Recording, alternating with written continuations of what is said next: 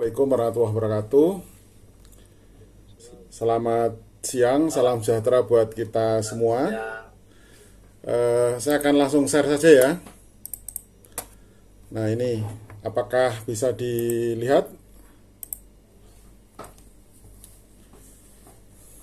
Siap, sudah jelas, Pak. Jelas ya.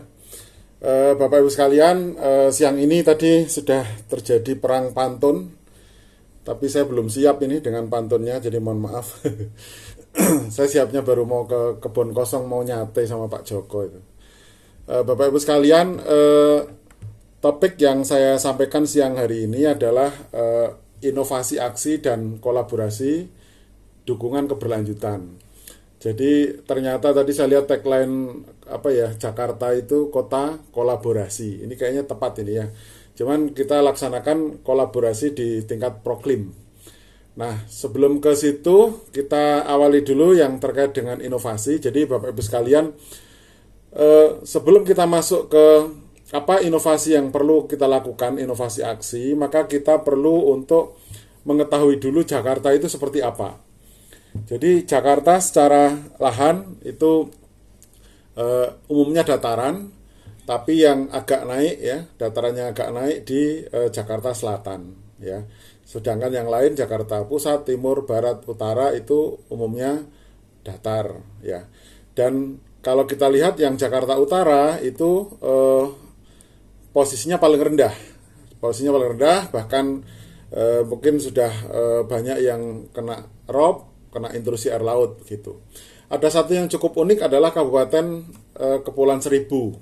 Yang ini merupakan kepulauan pulau-pulau kecil yang perlu penanganan yang berbeda dengan Jakarta secara umum gitu ya.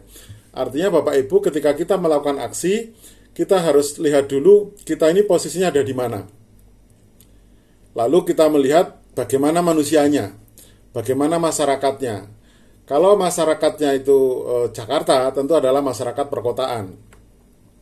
Khusus untuk Jakarta di Kepulauan Seribu, ini kebanyakan adalah pesisir, lautan, nelayan, ya, di mana kondisi yang cukup berbeda. Nah, kondisi-kondisi inilah yang melatar belakangi aksi-aksi yang akan kita lakukan, yang akan Bapak Ibu lakukan, gitu. Gambar di cover ini sengaja saya tampilkan dalam bentuk sebuah pohon dengan meneduhkan begitu dari sinar matahari. Jadi Bapak Ibu sekalian, sesungguhnya aksi itu intinya adalah menanam pohon. Intinya adalah itu. Artinya memperbanyak oksigen, mengurangi radiasi sinar matahari, begitu ya. Jadi ini aksinya adaptasi sekaligus juga mitigasi. Nah, bagaimana Jakarta ini lebih dihijaukan?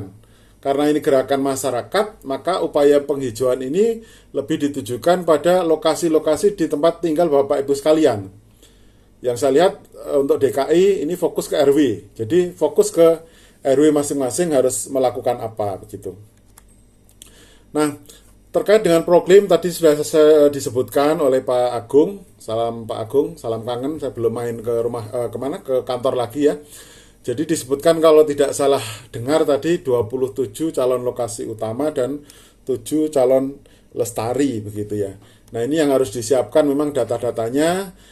Nanti detailnya Bu Susi itu Mas Bowo sudah ahlinya itu yang akan menyiapkan kedetilan datanya terkait data Excel dan sebagainya gitu ya. Karena jangan sampai nanti semangat maju, mohon maaf semangatnya maju ya pengisian gitu, tapi ternyata datanya nggak mendukung. Atau juga ketika semangat maju, Bapak Ibu jangan hanya fokus proklim itu seperti lomba ya.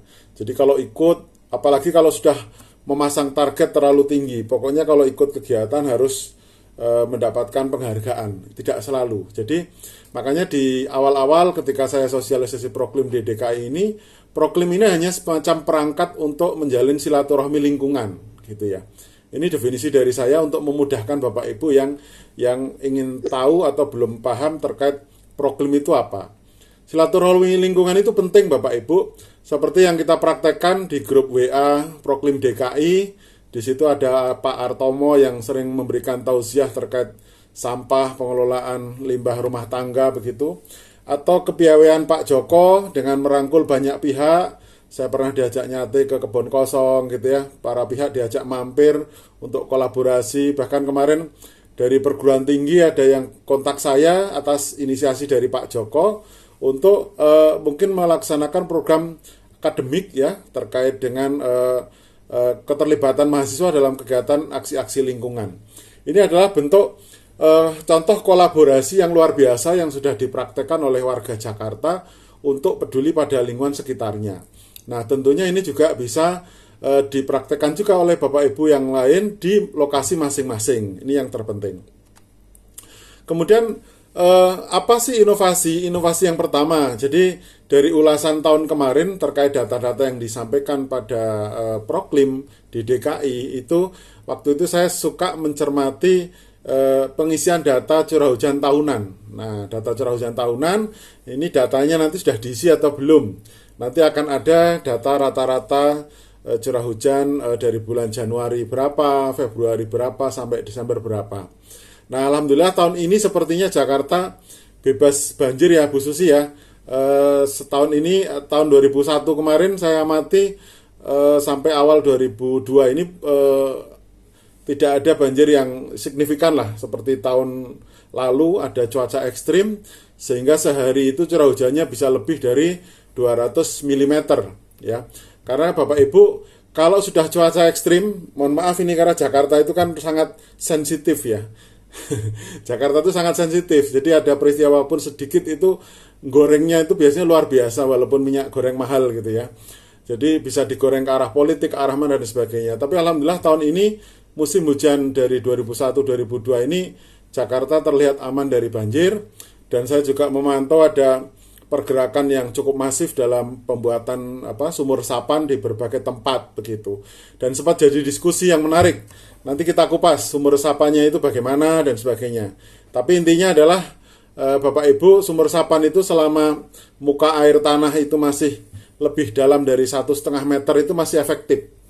Tapi kalau muka air tanahnya sudah hampir sejajar dengan permukaan tanah, nah itu sumur resapannya kurang efektif. Yang efektif adalah pompa. Ya, karena kalau misalnya Jakarta Utara sudah antara permukaan tanah dengan permukaan air itu sudah agak sama begitu, yaitu mau diresapkan kemana lagi kan nggak ada ruang di bawah. Yang ada adalah pengusiran. Bahasa saya yang lebih enak ya, bahasa pengusiran atau pemindahan air genangan di situ untuk secepatnya dipindahkan ke tempat lain dengan cara pompanisasi begitu.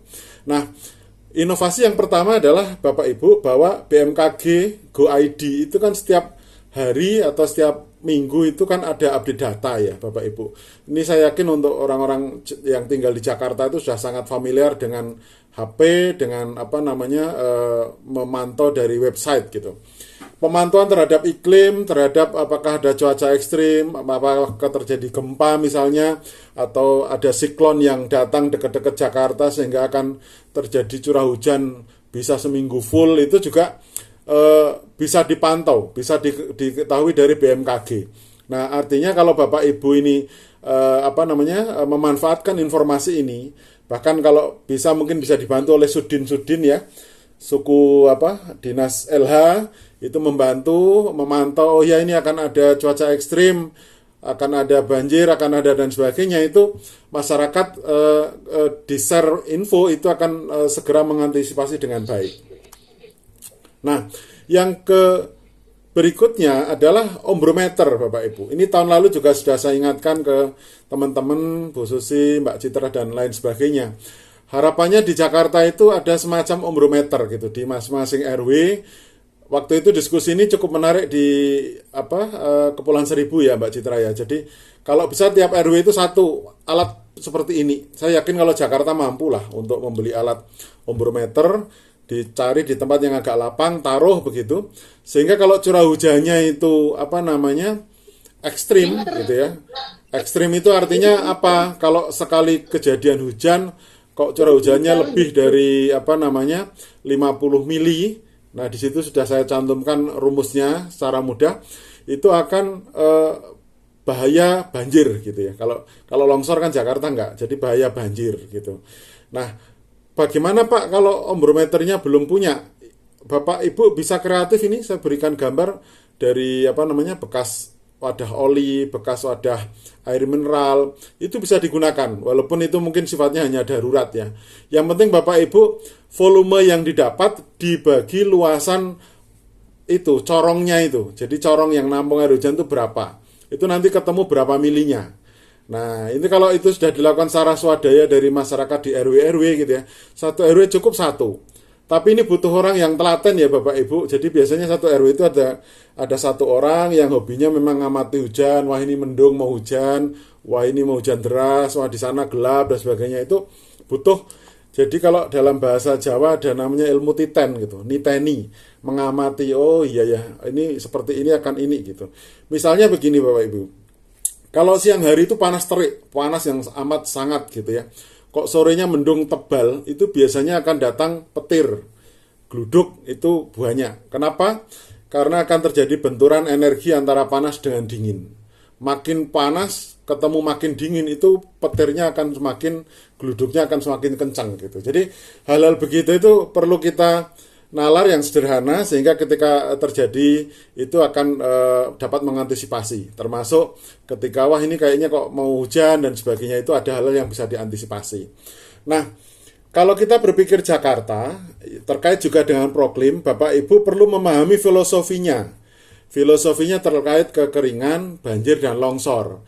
Khusus longsor mungkin di Jakarta tidak perlu dianggap serius karena umumnya datar ya. Longsor mungkin di kawasan puncak Bogor dan sekitarnya. Nah, Jakarta adalah dua, kekeringan atau banjir. Kekeringan mungkin nggak terlalu, banjirnya ini yang dominan. Nah, kalau banjir itu solusinya bagaimana Bapak Ibu? Kan sering ada pertanyaan, Pak, aksi apa lagi yang perlu dilakukan di Jakarta? Beberapa bulan lalu saya sudah menyampaikan solusinya bahwa banjir itu kan terjadi kalau airnya sudah sampai di permukaan tanah. Betul ya Bapak Ibu ya? Jadi banjir itu terjadi kalau airnya sudah sampai di permukaan tanah. Nah, sekarang kita pakai solusi cerdas bagaimana agar air itu sebelum sampai permukaan tanah sudah kita tangkap. Sudah kita tangkap. Itulah yang kita sebut sebagai instalasi pemanenan air hujan. Bayangkan kalau curah hujan yang jatuh di Jakarta, ini banyak ditangkap oleh rumah-rumah yang punya instalasi penampungan air hujan. Itu pengurangan air yang akan berpotensi jadi banjir itu kan luar biasa. Bahkan air itu dalam kondisi yang bersih. Dengan sedikit pengolahan, air hujan itu bisa dimanfaatkan untuk sumber air bersih. Kemudian yang di Jakarta Selatan, ini bisa diperbanyak peresapan, gitu kan.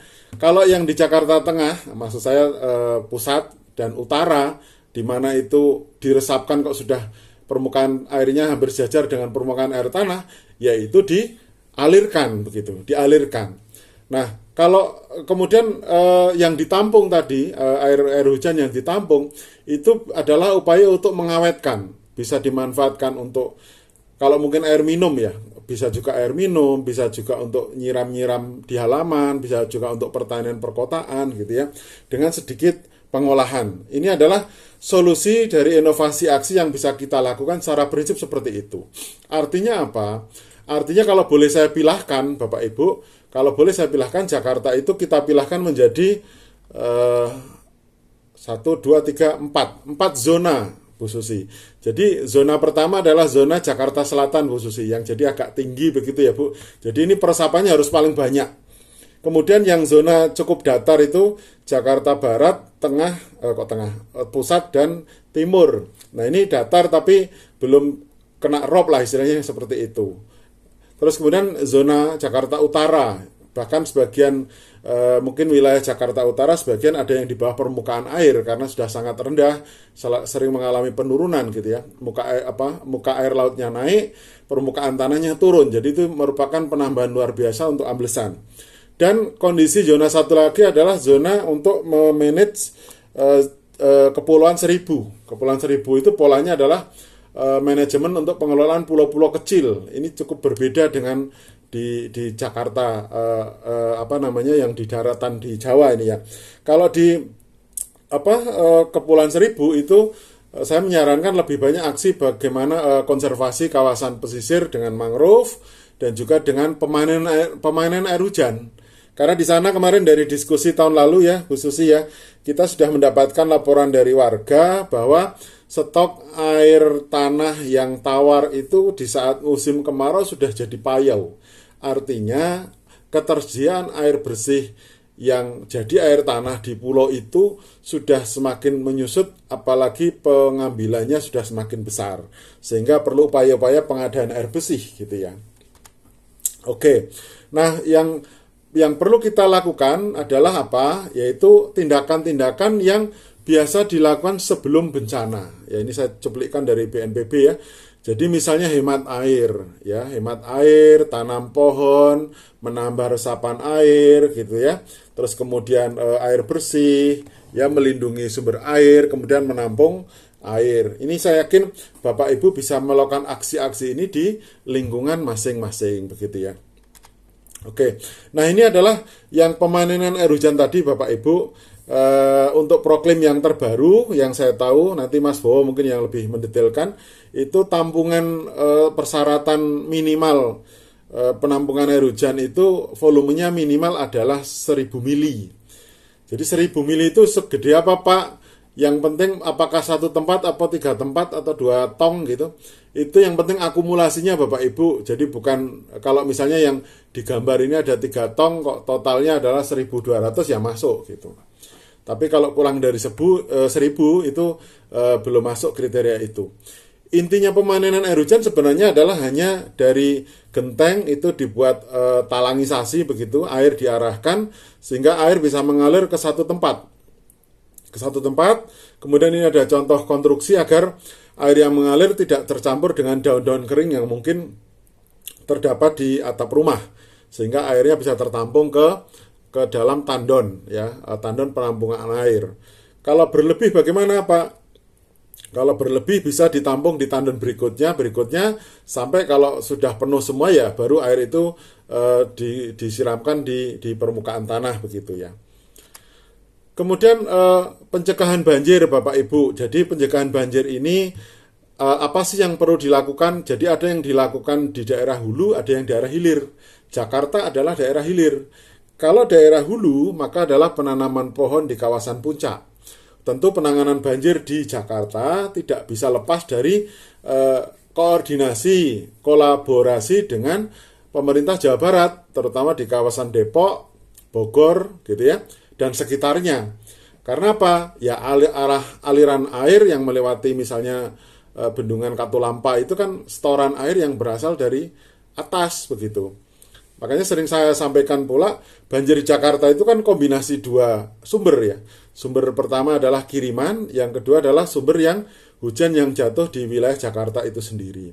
Makanya penanganan banjir itu tidak bisa diklaim hanya milik sepihak. Banjir ini penanganannya adalah manajemen terpadu dalam satu daerah aliran sungai. Nah, di Jakarta apa yang bisa dilakukan? Seperti di gambar ini Bapak Ibu. Jadi misalnya sumber resapan tadi yang saya sampaikan, prioritas utama paling dominan mungkin di Jakarta Selatan atau kawasan-kawasan yang masih cukup tinggi, di mana beda muka air tanah dengan permukaan tanah itu lebih dari 1,5 meter. Ya, lebih dari 1,5 meter. Artinya ada ruang minimal 1,5 meter tubuh tanah yang masih bisa mengikat air atau meresapkan air begitu. Atau juga kebersihan saluran-saluran air, karena banjir itu bisa juga karena sampah-sampah yang ada di sungai, selokan dan sejenisnya yang itu bisa menghambat laju air. Apalagi di masyarakat kita kadang-kadang ada sebuah budaya yang cukup ironi, di mana membuang sampah itu kadang-kadang masih ada yang dilakukan ke badan sungai begitu. Nah, Bapak Ibu sekalian, ini juga penanggulangan longsor. Ini mungkin tidak dilaksanakan di wilayah DKI ya, kecuali longsor-longsor yang berada di tepi sungai, sehingga biasanya Bapak Ibu menggunakan karung-karung pasir atau dibuat semacam bangunan-bangunan permanen dari semen begitu agar tidak hanyut oleh aliran air. Kalau di kawasan yang puncak itu biasanya adalah aksi penanaman pohon dan juga beberapa aksi untuk menguat sengketan atau menguatkan teras-teras itu.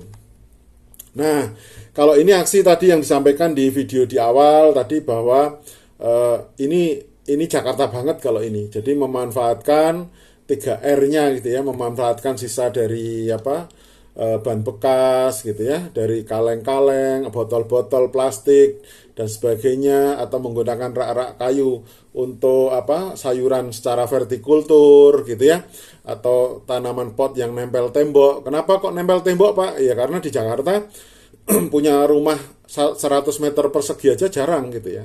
Rata-rata rumah ukurannya kadang-kadang mungkin malah hanya 60 meter persegi dengan halamannya gitu. Ada apotek hidup dan sebagainya. Jakarta bisa mengoptimalkan inovasinya untuk pemanfaatan pekarangan seperti ini, Bapak Ibu. Nah, nanti tinggal di manage di gang-gang sempit itu mana yang fungsinya sebagai sumber pangan, sumber obat-obatan, kemudian tanaman hias, tanaman peneduh dan sebagainya. Yang sedikit saya koreksi adalah Bapak Ibu dalam gerakan kampung hijau atau mungkin pokoknya yang green-green itu, jangan green-green itu terus dimaknai dengan ngecat warna hijau gitu ya. Jadi ini yang saya koreksi adalah gerakan lingkungan itu bukan terus ngecat dengan warna hijau itu sudah green, bukan seperti itu. Jadi bukan dengan malah memperbanyak cat gitu ya. Karena cat sendiri itu kan juga bahan kimia, yang utama itu sebenarnya adalah di tanamannya, Bapak Ibu.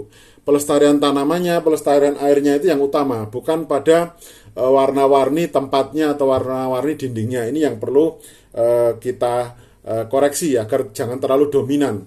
Misalnya di RW, wah Pak ini kita kampung hijau gitu ya, ternyata yang ada hanya catnya aja yang dominan, panjangnya 100 meter, tingginya 2 meter, cat warna-warni, digambar macam-macam, tapi tanamannya malah sangat minim. Ini yang cukup ironi ya Bapak Ibu ya. Nah, kemudian inovasi irigasi di Jakarta seperti apa? Kalau irigasinya adalah sawah ya mungkin belum ya, tapi kalau irigasi dalam arti pengairan untuk tanaman-tanaman sayuran, aquaponik, hidroponik yang ada di pekarangan itu juga sudah merupakan inovasi juga, dalam intinya adalah pengawetan air tapi juga pemberian minum untuk tanaman-tanaman yang kita tanam begitu. Atau begini ya, gabungan antara ikan dengan tanaman sayuran. Jadi Bapak Ibu sekalian, kalau Bapak Ibu kebetulan ada kolam-kolam ikan walaupun ukurannya kecil, maka sumber-sumber ikan, sumber airnya itu yang dari bekas kolam ikan itu sebenarnya sangat menyuburkan ya, sangat menyuburkan, dan ini bisa bermanfaat untuk nutrisi bagi tanaman yang kita tanam.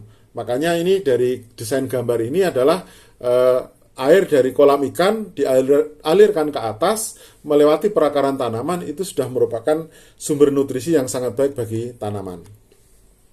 Nah, ini yang khusus ini adalah pelestarian pesisir ini khususnya di Jakarta Utara dan Kepulauan Seribu ini ya. Bapak Ibu bisa melihat kan yang sebelah kiri atas ini. Apakah pantai di Jakarta seperti ini Bapak Ibu? Penuh dengan sampah? Semoga tidak, ya. Semoga tidak. Termasuk di Kepulauan Seribu, jangan-jangan dapat setoran, mohon maaf dalam tanda petik, setoran sampah dari Jakarta begitu. Nah, kalau sudah seperti ini sangat mengerikan Bapak Ibu. Nanti kita akan melihat banyak ikan, hewan yang perutnya isi sampah, makan sampah dan sebagainya ya. Karena sampah ini merupakan penyakit endemik ya, penyakit endemik yang dilakukan oleh banyak pihak. Maka kita perlu lawan dengan gerakan penanaman mangrove, dengan pengelolaan sampah, dengan yang kiri bawah itu padang lamun. Padang lamun itu semacam kayak jenis mirip rerumputan tapi berada di bawah permukaan air laut yang dangkal begitu, atau konservasi terumbu karang ya, mana-mana yang bisa dilakukan. Nah, mengenai kolaborasinya Bapak Ibu sangat banyak ya, nanti kita bahas di belakang. Perusahaan-perusahaan di Jakarta kan sangat luar biasa, saya yakin bisa mendukung ya. Bahkan saya kenal ada teman saya di Direktur Utama BUMN yang concern ke masalah pesisir nih Bu Susi. Jadi nanti kalau teman-teman Jakarta itu mau nanam-nanam pengelolaan pesisir, mungkin nanti bisa saya senggolkan beliau untuk ikut berkontribusi begitu ya. Oke. Kemudian pola hidup sehat. Nah, ini sangat penting juga Bapak Ibu di Jakarta ini, dengan tempat makin sempit-sempit gitu ya. Berhimpit-himpitan, gangnya juga sempit, kadang sinar matahari juga kurang, ruang juga kurang, oksigen juga mungkin rebutan begitu. Ini pola hidup bersih dan sehat ini bukan lagi merupakan himbauan tapi wajib. Kalau enggak ya nanti malaria datang, DBD datang gitu ya, kawasan kumuh datang, bau-bau gas metan itu juga banyak terdapat di selokan-selokan yang airnya nggak mengalir gitu, sehingga baunya itu menjadi bau apa ya, kalau Jakarta nyebutnya apa itu, bau bau busuk kali ya, atau bau-bau di selokan yang airnya nggak mengalir itu juga akan kurang menyehatkan begitu. Nah, ini perlu kita antisipasi dengan pola hidup bersih dan sehat, kegiatan kesehatan ibu dan anak, posyandu, kebiasaan mencuci tangan dengan sabun begitu ya. Terus kemudian juga WC ya, WC MCK. Jangan sampai air kotoran WC itu plung lap gitu ya, itu dibuangnya ke sungai tapi masuk ke septic tank. Itu yang perlu kita antisipasi. Dan di era pandemi ini hati-hati Bapak Ibu, jangan keliru. Jadi hand sanitizer itu bukan untuk cuci tangan Bapak Ibu. Kalau mau makan lebih disarankan cuci tangannya pakai sabun ya Bapak Ibu ya. Karena itu juga ada bahan antiseptik yang ada di situ ya. Kalau hand sanitizer itu kurang begitu direkomendasikan ya. Nah, atau pengelolaan sampah. Jadi Bapak Ibu, beberapa waktu lalu saya dialog dengan beberapa lokasi proklim di DKI, itu kan bagaimana teman-teman melakukan pengelolaan sampah. Bahkan ada Bu Lurah mana itu ya yang cerita, ya Pak, kami sudah zero waste gitu kan. Bahwa sampah yang ada di kelurahan sudah bisa dikelola dengan baik. Itu luar biasa. Karena apa? Pengelolaan sampah ini yang terpenting bukan kita mengandalkan Bantar Gebang gitu ya. Kita andalkan sebenarnya yang utama itu kan pemilahan sampah dari rumah masing-masing. Ya, dari rumah masing-masing. Nah, polanya mau seperti apa, tekniknya seperti apa, monggo silahkan. Misalnya ada yang suka pakai model takakura. Ya, takakura ini kalau Bapak Ibu cermati, ini kan menyediakan kompos yang udah jadi, dicampur dengan sayuran segar, kemudian ditaruh di tempat dengan angin-angin yang cukup sehingga mikrobia bisa bekerja, lalu jadi kompos. Nah, bagaimana dengan komposter? Kalau komposter ini modelnya yang sudah jadi itu rontok ke bawah lalu bisa diambil gitu ya. Kalau takakura di waktu tertentu ngambilnya pakai manual, pakai tangan begitu. Jadi terserah polanya, apakah menggunakan bak pengomposan atau model komposter atau takakura, tergantung selera. Yang utama bukan masalah pakai teori apa, yang penting adalah agar sampah-sampah organik itu bisa dijadikan kompos begitu, atau sumber dari pupuk organik. Atau kalau di Jakarta masih ada yang beternak begitu, bisa digunakan untuk sumber biogas, walaupun mungkin di Jakarta nggak banyak, tapi untuk kambing mungkin masih ada beberapa gitu ya. Ini juga sebagai salah satu solusi inovasi aksi di Proklim. Atau ini Bapak Ibu, jadi penggunaan energi baru terbarukan. Nah, ini yang menarik adalah yang terkini adalah upaya untuk memanfaatkan sampah ya, limbah organik untuk jadi listrik. Nah, ini mungkin nanti dari TPA, tempat pembuangan akhir sampah ini malah bisa disulap menjadi sumber energi listrik begitu. Nah, sekarang bagaimana kolaborasi dukungan keberlanjutan? Jadi Bapak Ibu kadang-kadang, oh iya Pak, saya pengen aktif, tapi dengan siapa? RW kami belum ada yang gandeng Pak, RW kami belum ada dana, RW kami belum ada penggerak dan sebagainya, sehingga bagaimana kami bisa bergerak seperti RW-RW lain yang ada di DKI. Nah, ini adalah contoh resepnya. Nah, ini sedikit saya menyitir bahwa saya nggak tahu kalau di Jakarta itu masih masuk, mungkin pendanaannya bukan dari Kementerian Desa Tertinggal ya. Karena kalau alokasi anggaran di Jakarta maksudnya kelurahan. Tapi ini sekedar contoh saja bahwa pemerintah itu mendorong alokasi anggaran itu jangan hanya tergantung pada provinsi atau mungkin kota atau mungkin kelurahan pun sebenarnya bisa untuk berdikari. Nah, ini yang mau saya sampaikan, sekarang itu tren pembangunan berkelanjutan di tingkat desa. Bahasa kerennya adalah SDGs desa. Ya, SDGs desa itu kalau bahasa kita ya pembangunan berkelanjutan di tingkat desa. Yang ini perlu dilaksanakan, intinya adalah secara ekonomi menyejahterakan, secara sosial masyarakat juga nyaman, secara lingkungan lestari. Nah, 3 aspek inilah yang harus kita pegang di semua RW di Jakarta itu bisa bergerak. terutama dalam kupasan ini adalah dalam koridor gerakan Proklim. Nah, SDGs itu apa? Ini ada macam-macam Bapak Ibu, ada 18-an poin ya. 13 itu adalah climate action. Jadi ini lebih kepada aksi-aksi lingkungan yang kita lakukan saat ini. Aksi-aksi yang lain ada banyak, ini bisa dikupas di sesi yang lain ya. Nah, masalah yang utama adalah begini Bapak Ibu. Kita ini masuk sedikit ke spiritual. Kadang-kadang kan masyarakat tuh makin banyak itu bukan berarti malah makin tenaganya makin besar, tapi kadang-kadang potensi konflik itu makin tinggi. Nah, bagaimana agar RW-RW ini bisa satu suara, satu komando? Ini nggak gampang. Nah, komandonya siapa? Komandannya siapa? Pak RW kah? Tokoh masyarakat kah? Mantan artis kah? Atau aparat TNI Polri yang tinggal di situ, mantan pejabat kah, atau siapa yang jadi penggerak di situ, atau ibu-ibu, atau KWT. Saya juga baru tahu di Jakarta ada KWT ya. Kelompok wanita tani itu ternyata di Jakarta adalah ibu-ibu yang concern pada pemanfaatan lahan pekarangan untuk tanaman sayuran. Nah, ini gambar ini sekedar untuk mengingatkan saja. Jadi kerja itu butuh koordinasi. Butuh koordinasi, karena kalau enggak ya repot.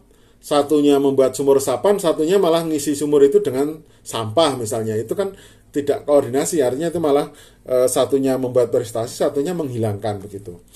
Nah, bagaimana langkah-langkahnya Bapak Ibu? Nah, langkah-langkahnya adalah bagaimana kita membangun komunikasi online. Kita sudah merintis kan namanya grup Proklim DKI. Itu sudah rintisan yang utama itu. Sudah rintisan yang sangat bagus. Tiap hari monggo Bapak Ibu. Jadi yang cuap-cuap di situ itu bukan hanya saya, Pak Joko, Pak Artomo bertiga terus gitu ya. Bapak Ibu yang lain juga boleh, dari LH Sudin boleh, dari provinsi boleh, dari KLHK boleh, dari balai juga boleh, atau dari artis kalau perlu dimasukkan di situ biar rame gitu ya. Rame itu maksudnya ramenya ya rame meriah gitu, karena seperti tahun lalu kan ketika membuat video kita minta bantuan Bung Rano Karno, itu kan powernya luar biasa. Tapi kalau yang tampil di video itu saya itu kan nggak begitu ngangkat gitu ya Bu ya. Nah itu contoh gitu. Kalau saya Pak Joko itu nggak ngangkat, tapi Pak Bung Rano Karno itu wah luar biasa. Itu video hanya mungkin ngomong hanya 5 menit, tapi efeknya nasional akan dilirik luar biasa itu. Nah, di grup itu bagaimana? Ya kita menyapa selamat pagi gitu kan, selamat malam, atau mungkin kabar-kabari ibu-ibu yang masak, mungkin share masakannya, ya nggak apa-apa, yang penting kan positif ya. Terus kasih info, kabar apa, mungkin info-info sosial ya. Oh, di sana ada kebakaran, oh di sini ada apa, oh di sana ada demo, jalan macet, pindah kemana, geser kemana gitu ya. Atau obrolan santai, atau mungkin diskusi, konsultasi, atau bahkan rintisan kerjasama. Kerjasama kebutuhannya apa? Nah, itu bisa diobrolkan di situ, kecuali yang sangat privasi. Nah, tayangan ini ya sudah dipraktekkan oleh Pak Joko di Kebun Kosong gitu. Pak Kun, kapan kesini kita nyantai bareng gitu. Nah, ternyata diplomasi lewat meja makan itu luar biasa Bapak Ibu. Saya ke sana pas hujan-hujan gitu ya. Terus langsung Pak Joko telepon Pak Lurah gitu. Pak Lurah monggo mriki Pak, ada tamu. Nah, Pak Lurah datang. Ada lagi nanti siapa ngerumpi. Lalu muncul ide-ide ini enaknya diapain nih, kita ngadain kegiatan apa. Itu sudah merupakan suatu ide yang menarik untuk kita bisa berkolaborasi dari diplomasi di meja makan ini. Bahkan para pemimpin negara pun kan kadang-kadang pertemuan itu ya dari meja makan. Karena kalau pertemuannya di ruang seminar, ruang rapat, itu yang ada tegang, bahasanya formal gitu ya. Kadang-kadang notulensi pun tidak ada tindak lanjut begitu. Nah, bagaimana membangun kerjasama itu? Ya kita lihat misalnya dalam satu grup atau satu RW, Bapak Ibu harus lihat siapa punya keahlian apa, itu yang penting. Oh, ibu itu dia hobi masak, masakannya enak, membuat jajan pasarnya kok enak. Ya sudah dipasarai beliau sebagai penyedia konsumsi kalau ada pertemuan-pertemuan. Oh iya, yang itu tuh orangnya rajin, kalau nanam apa-apa tumbuh tangannya dingin gitu ya. Jadi dia dipasarai bagian budidaya gitu ya. Karena ada juga tipe orang yang tangannya panas Bapak Ibu, nanam apa aja mati, melihara hewan apa aja mati gitu. Ya mungkin karena memang kurang begitu bidangnya di situ gitu ya. Nah itulah pentingnya kolaborasi. Jadi ada masyarakat, ada pegawai, ada pensiunan, ada akademisi, ada artis gitu ya, ada tokoh politik gitu ya. Pak, bagaimana kalau tokoh politik? Ya nggak apa-apa. Anggota dewan atau partai politik mau mampir silahkan. Mereka mau sambil kampanye ya nggak apa-apa. Memang itu bidang mereka. Suruh mereka diberi ruang 5-10 menit silahkan Pak. Mau kampanye monggo. Yang penting tidak menjelek-jelekan pihak lain. Promosi diri nggak masalah. Yang penting bantuannya mana kan gitu Bapak Ibu. Jadi kan simbiosis mutualis itu harus menguntungkan semua pihak. Menguntungkan tuan rumah juga menguntungkan tamunya begitu. Itu baru terjadi kerjasama yang berkelanjutan. Ini kan ceritanya adalah dukungan keberlanjutan.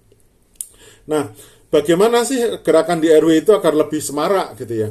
Tujuan akhir dari pemberdayaan Proklim itu kan sebenarnya kalau lokasi itu sudah menciptakan produk atau menciptakan kemandirian.